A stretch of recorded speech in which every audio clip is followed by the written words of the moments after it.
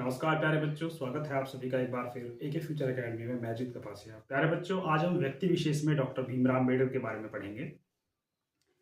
तो डॉक्टर भीमराव अम्बेडकर का जन्म 14 अप्रैल 1891 में महू मध्य प्रदेश में हुआ था और मध्य प्रदेश में भी एक छावनी के अंदर हुआ था।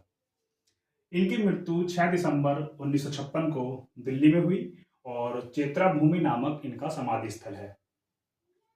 इनका उपनाम बाबा साहेब है और इनके पिता का नाम रामजी मालोजी साकपाल, जो कि ब्रिटिश सेना में एक सूबेदार थे, और इनकी माता का नाम भीमाबाई था।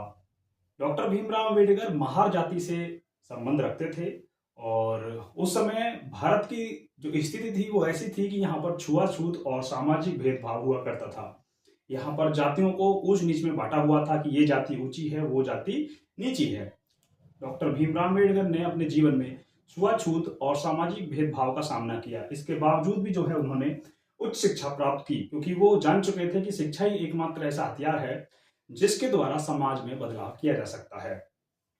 तो भारतीय संविधान के निर्माण में डॉक्टर भीमराव अम्बेडकर ने महत्वपूर्ण भूमिका निभाई थी, इसलिए इन्हें भारतीय संविधान का जनक, पिता या फादर कहा जाता है।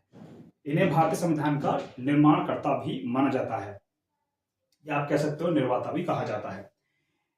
डॉक्टर भीमराव अम्बेडकर जो थे ये प्रारूप समिति के अध्यक्ष थे। उस समिति के डॉक्टर भीमराव अम्बेडकर अध्यक्ष थे जिन्होंने संविधान को लिखने का या बनाने का काम किया है। डॉक्टर भीमराव अम्बेडकर का चुनाव है संविधान सभा के लिए, वो पहले पश्चिम बंगाल से हुआ था, लेकिन 1947 में जब भारत का बंटवारा हो गया और संविधान सभा का भी विभाजन हो गया। शुरुआत में संविधान सभा में 389 सदस्य थे, लेकिन कुछ सदस्य जब पाकिस्तान में चले गए तो दोबारा से संविधान सभा के लिए चुनाव हुआ और दूसरी बार में इनका चुनाव महाराष्ट्र से हुआ।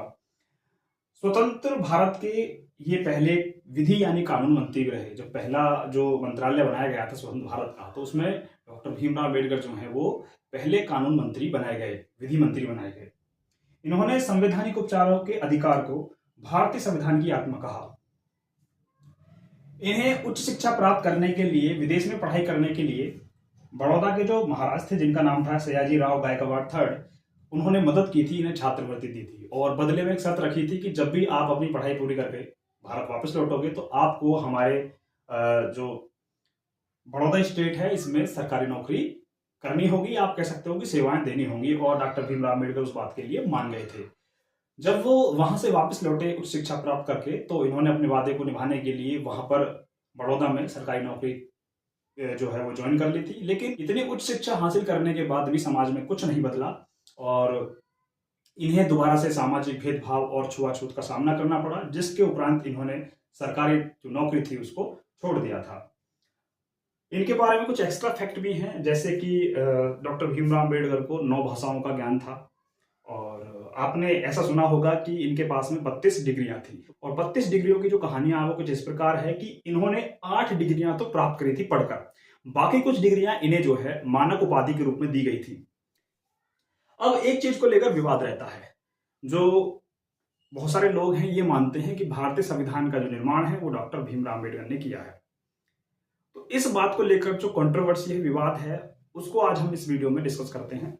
आप सब लोग जानते हैं कि भारतीय संविधान का निर्माता इनको माना जाता है। जैसे महात्मा गांधी को भारत का राष्ट्रपिता कहा जाता है, ऐसे ही भारतीय संविधान का निर्माता डॉक्टर भीमराव अम्बेडकर को माना जाता है, क्योंकि डॉक्टर भीमराव अम्बेडकर का महत्वपूर्ण योगदान था भारतीय संविधान के निर्माण में।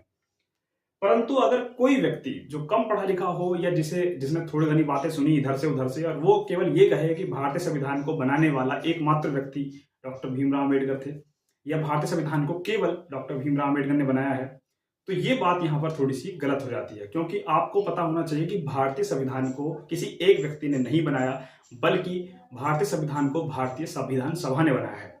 और भारतीय संविधान सभा में स्टार्टिंग में 389 सदस्य थे और बंटवारे के बाद 299 सदस्य थे। ये भारत के एक महान शख्सियत में से डॉक्टर भीमराव अम्बेडकर भी एक रहे हैं।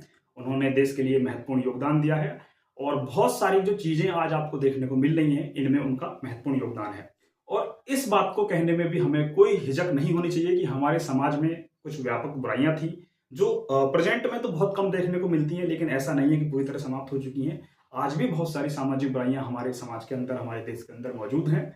और इससे पहले अगर हम तथ्यों को जानने की कोशिश करते हैं तो वाकई में हमारे समाज के अंदर, हमारे देश के अंदर कुछ बुराइयां व्यापक थी छुआछूत या सामाजिक भेदभाव को हम झुटला नहीं सकते। ये हमारे देश की एक सामाजिक बुराई थी जिसको संविधान के द्वारा खत्म किया गया।